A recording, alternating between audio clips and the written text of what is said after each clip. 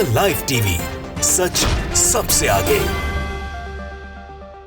नमस्कार, the live TV आप देख रहे हैं, आपके साथ मैं हूं आदित्य कुमार। दरअसल एनसीपी के बाद अब एकनाथ शिंदे गुट भी अपनी नाराजगी दिखा रहा है। आपने देखा किस तरीके से एनसीपी और जो एकनाथ शिंदे गुट था वो किस तरीके से भारतीय जनता पार्टी के समर्थन में था और 7 सांसदों के जीतने के बाद भी एक को मंत्री नहीं बनाया गया। ये अपने आप में एक बहुत बड़ा सवाल है और ये नाराजगी अब खुलकर सामने आने लगी है और इसके सामने आने के बाद कुछ भी हो सकता है। 7 सांसद उधर हैं, इधर अजीत पवार की एनसीपी को भी एक भी मंत्री पद नहीं मिला, यानी दोनों को नकार दिया गया और दोनों की अपने आप में अहम भूमिका थी। दोनों ही अपनी पार्टी को दगा देकर दूसरी पार्टी बनाकर और उसी वाली को असली शिवसेना बनाकर और असली एनसीपी बनाकर एक काम भारतीय जनता पार्टी का समर्थन करना था और आज उन्हीं को दरकिनार कर दिया गया है।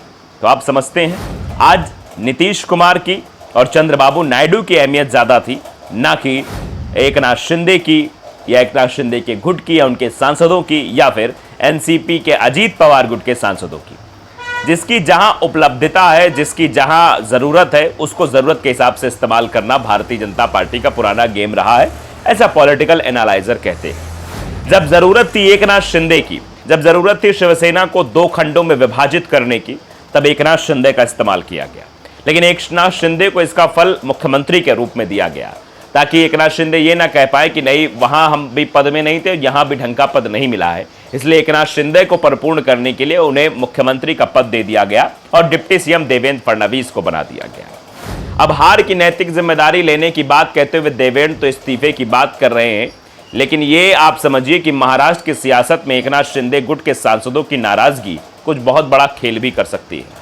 अगर 7 सांसद पलटी मार जाते तो एकनाथ शिंदे का गुट अकेला रह जाएगा और फिर लाचार होकर शायद एकनाथ शिंदे भी उद्धव ठाकरे की शरण में चले जाएंगे और शिवसेना फिर से वही शिवसेना हो जाएगी जो पहले वाली थी। क्या ये होगा या फिर इसके पीछे कोई अलग स्क्रिप्ट रची जाएगी या फिर एकनाथ शिंदे स्वयं जाकर अपने 7 सांसदों को लेकर सीधा उद्धव ठाकरे वाले गुट में मिल जाएंगे और शिवसेना एक हो जाएगी। ये 2 पहलुओं पर चर्चाएं हो रही हैं। तो चलिए अब खबर पर भी आ जाते हैं।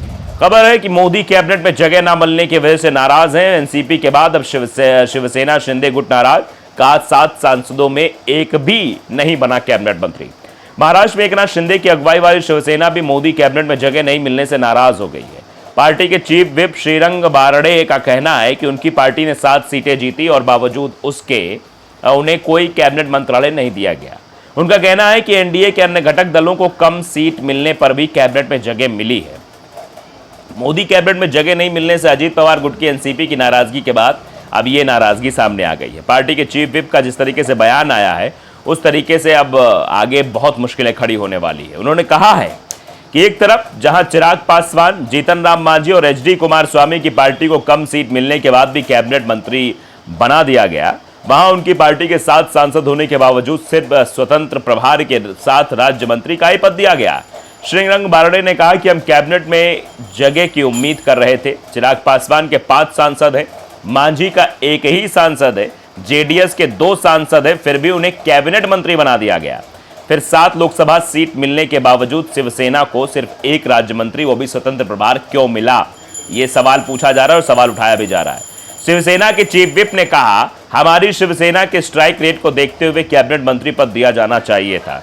ये बात कहते हुए शिंदे गुट के सांसद श्रीरंग बारड़े ने खुलकर अपनी नाराजगी जाहिर की। श्रीरंग बारड़े ने कहा कि एनडीए के अन्य घटक दलों को के 1 सांसद चुने गए लेकिन उन्हें कैबिनेट का पर्यावरण मंत्री बनाया गया, तो फिर बीजेपी के शिंदे गुट के प्रति इतना अलग रुख क्यों अपनाया गया।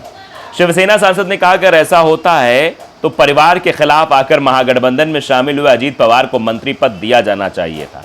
साथ ही बीजेपी को 17 सांसद उदयन राजे भोसले को यह मंत्री पद देना चाहिए था। शिंदे गुट की शिवसेना की नाराजगी से पहले एनसीपी जो अजीत गुट है उनमें मंत्री पद नहीं मिलने के बाद नाराजगी जाहिर की। पार्टी नेता प्रफुल्ल पटेल का कहना था कल रात यानी शपथ ग्रहण से पहले हमें बताया गया कि हमारी पार्टी को स्वतंत्र प्रभार वाला 1 राज्य मंत्री मिलेगा। मैं पहले केंद्र सरकार में कैबिनेट मंत्री था, इसलिए यह मेरे लिए एक डिमोशन होता। हमने बीजेपी नेतृत्व को सूचित कर दिया है और उन्होंने हमें कहा है कि बस कुछ दिन इंतजार करें, वे सुधारात्मक उपाय जरूर करेंगे। यानी लॉलीपॉप थमा दिया गया है। लोकसभा चुनाव 2024 में महाराष्ट्र में बीजेपी शिंदे गुट की शिवसेना और अजीत गुट की एनसीपी के साथ चुनाव लड़ा। मतलब बीजेपी ने 31 सीटों पर चुनाव लड़ा और 9 सीटें जीती। अजीत गुट की पार्टी एनसीपी ने 4 सीटों पर चुनाव लड़ा और 1 सीट जीती और शिंदे गुट की शिवसेना ने 13 सीटों पर चुनाव लड़ा और 7 सीटें जीती। यानी स्ट्राइक रेट काफ़ी ठीक ठाक रहा, लेकिन उसके बावजूद भी कैबिनेट मंत्री पद नहीं मिला। वहीं चिराग पासवान की पार्टी ने चुनाव में 5 सीटें जीती हैं, जिनमें चिराग को कैबिनेट मंत्रालय दिया गया। जीतन राम मांझी ने अपनी पार्टी से अकेले चुनाव जीता और उन्हें भी कैबिनेट मंत्री बना दिया गया और जेडीएस से 2 सीटें जीती, जिसमें एचडी कुमारस्वामी को कैबिनेट मंत्री का दर्जा दिया गया है। वहीं शिवसेना की तरफ से प्रताप राव जाधव को स्वतंत्र प्रभार के साथ राज्य मंत्री का पद दिया गया, जिससे पार्टी बिल्कुल भी खुश नहीं है। गौरतलब है कि महाराष्ट्र में तख्ता पलट करते हुए एकनाथ शिंदे ने शिवसेना के दर्जनों विधायकों के साथ एनडीए गठबंधन ज्वाइन कर लिया था। बाद में उन्होंने पार्टी और पार्टी के चुनाव चिन्ह पर भी दावा किया था। कोर्ट रूम ड्रामे के बाद शिवसेना का असली हकदार एकनाथ शिंदे गुट को माना गया। बाद में अजीत पवार भी 1 दर्जन ज्यादा विधायकों के साथ बीजेपी की अगुवाई वाले एनडीए में शामिल हो गए। उन्होंने भी पार्टी और चुनाव चिन्ह पर दावा किया और पार्टी के कमान अजीत पवार को मिल गई। तो आप समझिए, दोनों पार्टियों को विखंडित कराना, दोनों पार्टियों के नेताओं को अपने पाले में लेना, दोनों पार्टियों को वास्तविक पार्टी का दर्जा दिलाना, यह सब कुछ तो हो गया था।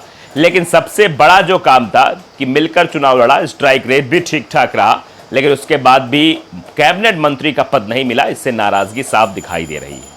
आप जानते हैं जीतन राम मांझी के वीडियो जिस वक्त खूब वायरल हो रहे हैं सोशल मीडिया पर। जीतन राम मांझी ट्रेंड कर रहे हैं। जीतन राम मांझी को लेकर टिप्पणियां की जा रही हैं कि भैया जीतन राम मांझी ऐसे हैं कि पूछिए मत। वो तो बिल्कुल लाजवाब आदमी है, उनका कोई जवाब नहीं है। राम मंदिर के बारे में टिप्पणी करने वाले, राम को काल्पनिक बताने वाले जीतन राम मांझी को राम राम कहने वाले नेताओं ने कैबिनेट मंत्री का दर्जा दे दिया, वो भी 1 सीट पाने के बाद। मजबूरी देखिए, अब इसे मजबूरी कहेंगे या कहेंगे कि ये किसी प्रकार का एक लोक लुभावन तरीका है कि जीतन राम मांझी को भी मनाया जाए, जीतन राम मांझी को भी साथ रखा जाए, जेडीयू को भी साथ रखा जाए, चिराग पासवान को भी साथ रखा जाए और सबको बराबर बराबर का पद दे दिया जाए ताकि बैलेंस बना रहे। लेकिन ये बैलेंस अगर गड़बड़ होता है तो 4 उधर 7 उधर, यानी महाराज से 11 सांसद बगावत भी कर सकते हैं और इनका बगावत एनडीए गठबंधन के लिए मुसीबतें भी खड़ी कर सकता है।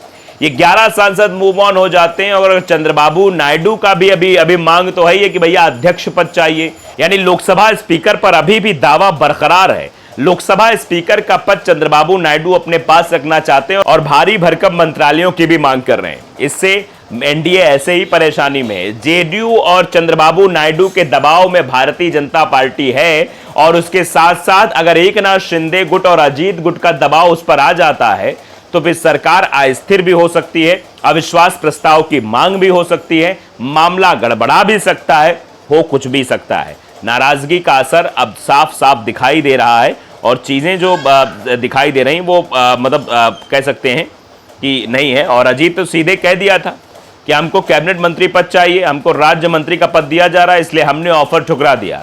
सोचिए अगर मोदी अपने दम पर बहुमत लाते तो आज अजीत पवार इतना बोलने की हिम्मत कर पाते। दरअसल बैसाखियों पर जब सरकार चलती है तो गुलाम भी आंखें दिखाते हैं, ये बात कही जा रही है। लाइव टीवी को अगर आपने सब्सक्राइब नहीं किया जरूर करिए, बेल आइकन दबाइए ताकि सच खबर आप तक पहुंचती रहे। नमस्कार।